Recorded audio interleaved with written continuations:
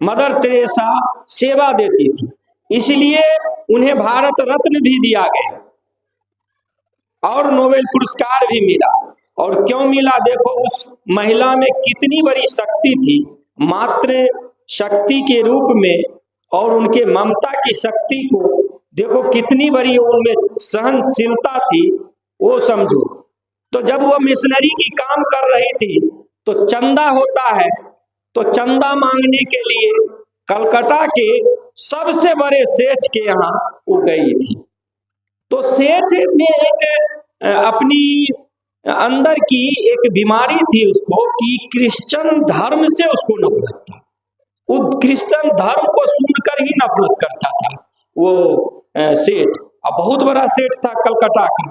तो उनके यहाँ गए तो ये मदर टेरेसा हाथ फैलाई कि मेरे मिशनरी, मैं कुष्ठ रोगी को सेवा करती हूँ, इसलिए आप मुझे कुछ मदद करने की कृपा करें।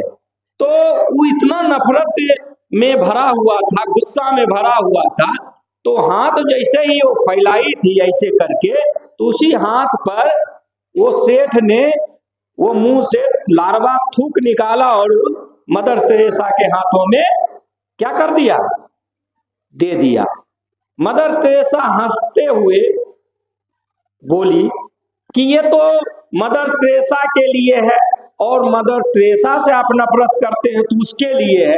और वो अपने आंचल से उस थूक को पोंछ ली और फिर हाथ फैलाई कि मैं उस कुष्ठ रोगी के लिए सेवा के लिए पैसा मांग रही हूँ, जो जिसको कोई छूने के लिए तैयार नहीं होते हैं, उसके मदद के लिए आपने मदद करें और इस संस्था को मदद करके उस कुष्ठ रोगी को मदद करें। और फिर हाथ वो फैलाई। इस घटना को देख के सेठ का हृदय इतना पिघला कि मैं इस महिला को इतना मैंने इज्जत नहीं किया, हे दृष्टि से देखा और अपमानित किया, फिर भी यह सेवा के लिए, बच्चों, ये कुष्ठ रोगी के लिए, ये मिशनरी के लिए ये मांग रही है। इसलिए वह सेठ ने उस संस्था को उस जमाने में उतना चंदा दिया कि उस लिस्ट में उससे बड़ा कोई चंदा देने वाला दुनिया में, मैंने उस संस्था में उस समय नहीं था जो सेठ ने दिया।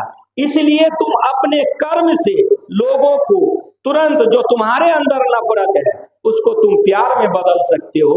वही मदर टेरेसा ने प्यार और सद्भावना की जो परिचय दी।